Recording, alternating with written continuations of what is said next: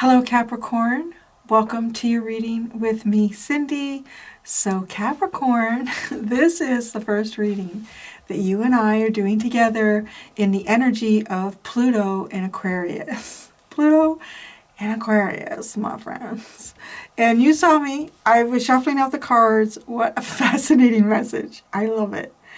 It's so relevant. Oh my goodness, it really, really is.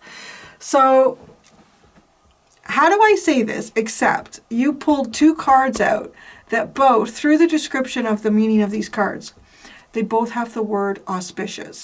They both have the word auspicious, right? That sounds wonderful. So, nobody's life is perfect. There's always going to be hurdles and challenges and obstacles. I feel a shift. I feel a shift for you. Literally is coming up in the cards. Look at your underline too. The underline, right, for me as a reader, is kind of like past energies that bring us to where we are today. So the hyena, which is associated with fear and trickery, and then you have the venom card. It's funny because the hyena, I get like a scorpionic energy from it. Interesting. And then, right, the venom, I also get like a scorpion, and I'm saying that in terms of like Pluto. Okay, so Pluto. Did I say Pluto in Aquarius? Why do I feel like I said something else? But anyways, that's what I meant. But look at, right? So the venom is toxins. We consume them. We transform them. They transform us, and we kind of come out on the other side. I really think it's quite relevant because these are the two cards that I would associate with, because there's two sides. There can be two sides to Scorpio, right? And they have the Plutonic side and they have the Mars side. And I hit on something in someone else's reading, and it was kind of like, like thinking of Pluto is not a linear energy. Pluto is not a linear energy. It gets down into things and it moves around. But then Mars is, I would describe Mars as a very linear, like, oh, that has triggered Mars, and Mars is going over there. And they're taking the straight route right over there. So there is kind of like this duality, I would say, even to Scorpio and having the two planets. So maybe that is even showing up here a little bit. But, okay, so you swallowed the venom. You faced your fears. You tackled some hurdles. And so this is your energy right now. It's Kairos Elephant. I love it. Kairos Elephant. Kairos is divine timing. These are the two cards that talk about auspicious. So I want to say too, you're feeling positive. Like that's your energy. It's feeling positive. Okay. So I'm going to lead you through that a little bit with these cards and help you along the way. There's also really amazing symbolism that is taking place in your cards, also telling the story. It's not just, what the meaning of these are, but it goes beyond that. It goes into the visual story of these cards. This is about divine timing. So if you want to talk about divine timing, really, you could not be more specific than the movement of the planets and how, we can't control that movement. So we're all kind of like along for that ride. So there you are. I can feel it. I can pick this up from you guys, right? And this is the remover of obstacles. Like it's not Ganesh, but it is highlighted in the description of this because it is an elephant and it is a powerful beast that is guiding itself through its third eye, right? Its third eye is elevated there. It's lit up and coming out of the darkness. So, okay, I'm going to hop over to the energy that does not benefit you. So that's how I've done this reading this week, is your energy, the energy that is for your highest good that benefits you, and the energy that is not for your highest good that does not benefit you. And the energy that does not benefit you, it's interesting, it's being in the cave. It is the cave. It is the cave. This is the place that we retreat into when there are things possibly too that are triggering our fears, when there's difficulties that we're facing. It is a place to kind of go and get away from everything. The cave is not good for you. But the cave can also be a place of illumination, which you are showing that you have because your third eye is got a beautiful little ruby gem in there. And rubies are rare. Are rubies the rarest? I feel like, yeah. I feel like rubies are the rarest. So it is a very rare level of third eye activation that you have achieved. And I'm saying, like, I feel like this is because it benefits you, it doesn't benefit you. It doesn't necessarily mean that it's a place that you've been and you shouldn't go back to it. But because of your cards, how they are playing out, it feels like it is. And this is where you are now, right? Showing cautiously, carefully. And it is a careful energy. The elephant is walking carefully, but with drive and desire and force. And I can see myself one step of the way here out of this cave. I kind of feel a little bit like this reading is speaking to those that are going to resonate with it, who have kind of pulled away from the world a little bit, or felt the sting and fear and venom and toxic energies of the world. This is encouraging you to carefully step forward, to step out of that. Feel this auspicious time for you. It is an auspicious time for you. You have been able to conquer illusions in the cave. Now, so what is the energy that does benefit you, that is for your highest good? It is the animal raccoon. Look at this. I thought this was really beautiful. I don't know if some of you have blue eyes, if that's relevant, but look at these eyes. You have these two beautiful... Okay. Oh my gosh. And we're talking about the third eye too here. But it's separating both of your like physical eyes. Like they have the capacity to look in two different directions here. Wow, that's pretty cool. And it is. This one's looking towards the cave. The animal is reminding you that you are a living human being. You are here to experience animalistic things. So those animalistic things are part of drive and instinct. They are part of consumption, food, sex, like all of these things. It is like, that's the energy that benefits you. So that is feeling alive. It's like coming out of the cave and feeling alive. Now the raccoon is hiding its creativity here. I want to say it's looking at a part of yourself that you might have lost in the cave, because its eye is really looking at the raccoon, and the raccoon to me feels like you in the cave. Like, don't go in the cave. The cave isn't good for you, and there might be there could be things at this point. Wow, no, yeah, there's eyes looking back. I didn't see that before. There's eyes looking from the cave. There's so many eyes. So many eyes in this. You see that? You see those? Yeah, look at the eyes in the cave. I didn't see that at first. The dragonfly is transforming through illumination, transcending our minds. Don't go in there. Pull out of the darkness. That's what I said. Come back. Come out of the dark. Don't go in there. Really don't go to... It's not your... I want to say it's like it's not your space now. It's not your space. There might be something in there, some sort of shadow energy that you were dealing with, and it's kind of made you who you are now, but you don't want it to unmake you, right? Like this is an auspicious time for you. Don't go into the cave. Don't go in there. But okay, so kind of coming off of that, it is really pulling me over there. So I do feel like it is a very strong warning. You don't have to catapult yourself out of the cave, but don't continue looking at darkness and shadow. Try not to focus on that, because it does feel like you've been down that hole for a while, right? And that's habit forming. So maybe that's also why this is coming out. It doesn't take long to create a new habit. And y'all had that habit for, 17 years of Pluto in your sign. It's time to make new habits here. And you can develop a new habit. And I want to say new habit, this is through this new energy. It is to say, go with this auspicious energy. I love that you have this. I love that this is your energy. And I want to say it's like, this is my time. That's what that feels like. This is my time. This is my timing. This is for me. And it is. I really do feel like it is.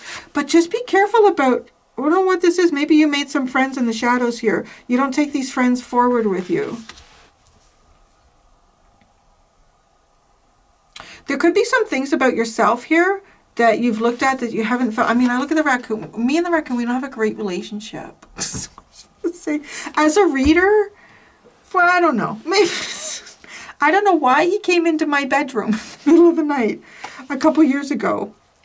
But anyways, so they are bandits. I know a lot of people say they're cute. I mean, we have this relationship with animals here in Canada that, yes, they're cute, and yes, but they're also wild. So we also, like, we recognize that. Everyone go, oh, raccoon is so cute. This guy will fuck you over, man. He will fuck you and your garbage cans and your pets. This thing will kill your cats and dogs. It will. So it might look cute. But, see, maybe that's the energy in the cave there. The energy that benefits you is recognizing that you are an animal. And maybe that is part of what this cave exploration has been. In this human meat suit, you are an animal here. Okay? It is to recognize this. And I feel like there's creative elements of yourself that have been kind of, I don't know. I mean, this talks about a lot of creativity here. And, you know, the raccoon is very ingenious. I mean, these little frickers, they get garbage cans with, like, latches and stuff on, and they'll pop them off, and they'll do all sorts of stuff. They'll open doors. They'll come in cat doors when you're sleeping and go to your bed. Because you have learned some things along the way here. It does feel like those lessons are really important, and they do benefit you, but you're not to go back into the cave. Take the lessons and go. That's how it feels, right? Take the lessons and go. What about the raccoon? There might be a new part of you here that is going to stay. It's connected to this animal. The animal within you?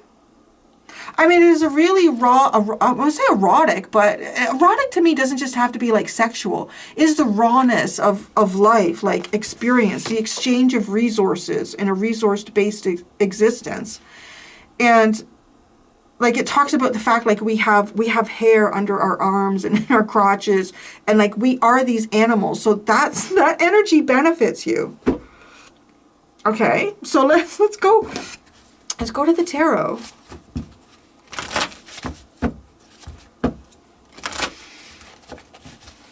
Maybe some of you have created a deep connection with animals through your time also. Kairos. Your energy is divine timing here, auspicious. This is an auspicious time for you. That's how you feel. That's what your energy is. Could even just be of Capricorn itself. It is auspicious. Oh, the Three of Wands. Time for good stuff to come in. It's time to manifest. It's time for all of the seeds that you've been planting to be harvested. You're feeling like that. The Elephant. That's the other thing. When I was shuffling your cards, everything wanted to come out. They were very... The Knight of Pentacles and the Three of Pentacles. Okay, so this is kind of like coming across, like this is a long term. You're feeling long-term building here. Long-term auspiciousness. Positive, good timing for you.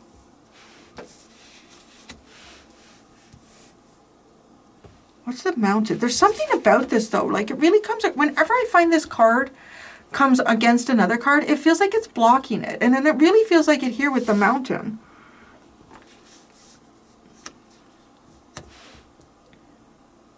I don't see how that little buck is going to block the Elephant.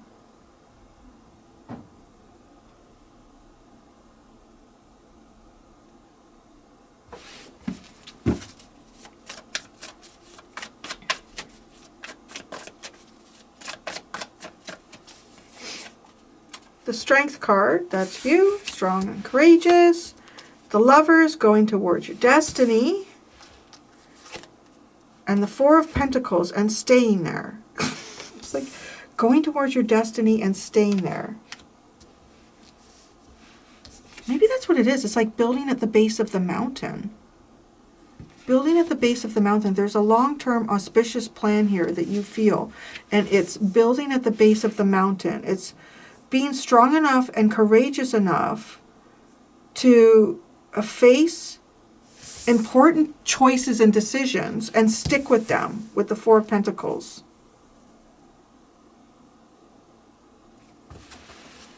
That's your energy. Okay? Now, for your highest good is the animal raccoon. The animal raccoon is the energy. So the animal and the raccoon. The animal. Boy, the Ace of Wands. Oh, Capricorn. Capricorn. That's a very animalistic. There's desire there. There's desire, and the raccoon. Oh, it's the Six of Wands. Ah, that feels like succeeding. It doesn't feel like it is. It is the success card, but it feels like succeeding out of the cave. Follow your instincts here. Maybe it's also telling you it's safe to follow your instincts. It's safe to follow your instincts. What are you going to create? Because it's going to be successful. I think you have a good idea. Go with these ideas.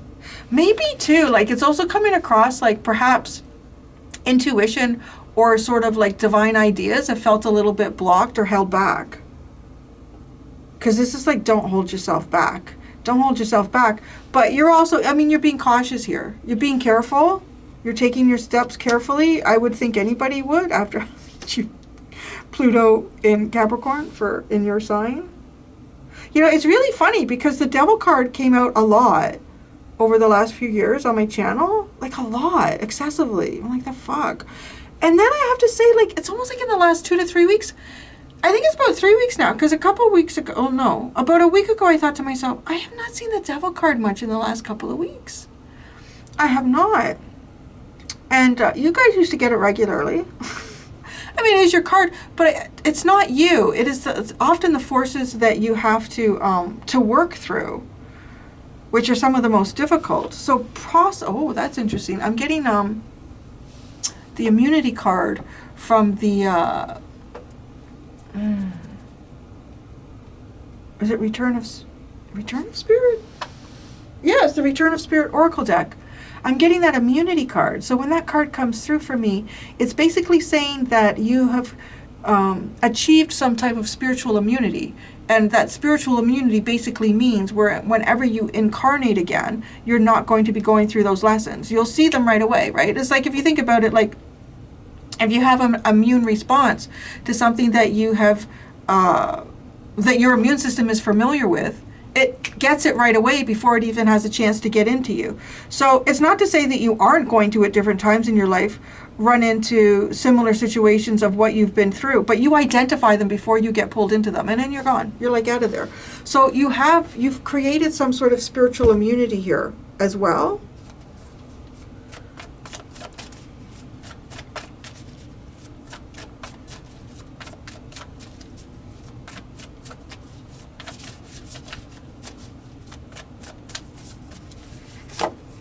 The Six of Pentacles, I just heard you paid the ferryman.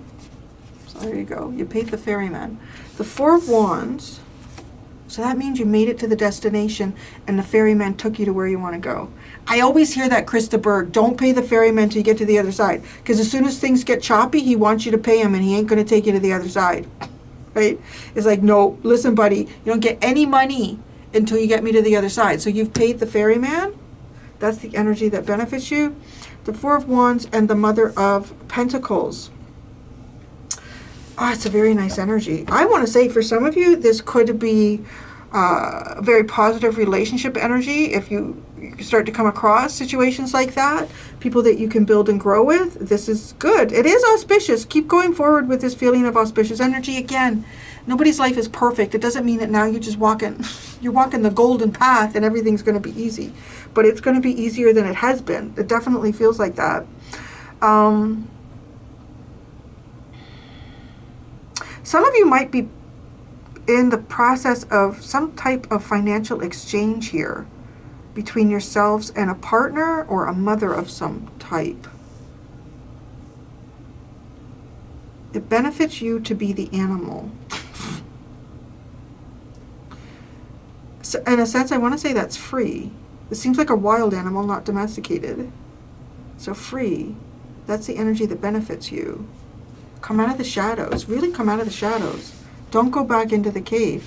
This is creepy too. Say like, it just gives me this feeling of like, this woman's hand looks like she's trying to like find her way out of it. And then this hand is like, oh, ooh, who's that? What is that? It's like you don't know, right? Because there's also these weird things in there watching you. I don't know what is in that. Death and rebirth. Nothing is ever born in the same form that it originally held. Right? Like Pluto is going to deconstruct and dismantle, but it's not going to build it up the way it was before. Oh, the cave. Oh, the Six of Swords. It's kind of like you've been shown your way. Don't go there. You're going to have some choices here, guys. I feel like there are. And some of you, you've been through some challenges, and I'm going to say it. I feel like there might be little spiritual tests here. They don't feel like they're going to be difficult, though. Especially with you pulling up like a double auspicious energy. There could be some of you that might be drawn back into this cave, but that is of your free choice and will. The Dragonfly, the Ace of Cups. Okay, it feels like hiding.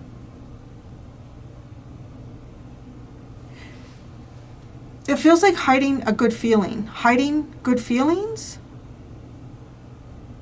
Maybe even being sneaky. I mean, maybe you have. Maybe you've had to feel kind of like covert in what you've been doing the last little while.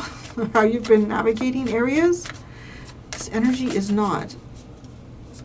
Transform the Ace of Cups. Don't transform the Ace of Cups. Oh, isn't that interesting? Don't transform the Ace of Cups. Maintain it, I would guess. Don't transform the Ace of Cups.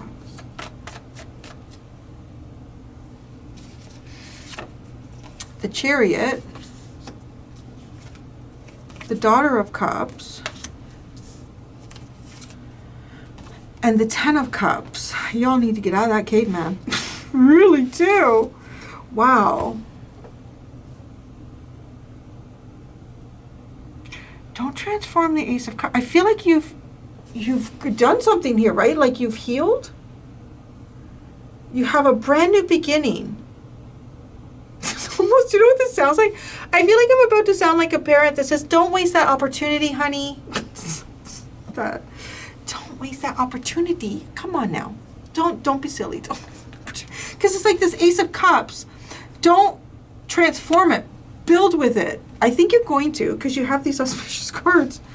Because, yeah, you've got a great energy here to build with. Oh my gosh. Do you this? Look at your underline. Man. Seven of Swords. The Hyena. The Venom. Boy, has anybody ever felt a shift like that? That's crazy. No, if I'm gonna... Do I want to clarify anything here?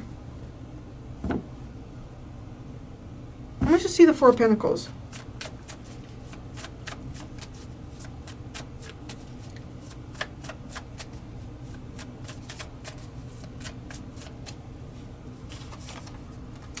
The Son of Wands, so the Knight of Wands, the World, oh, and the Five of Swords. Okay, this is very interesting.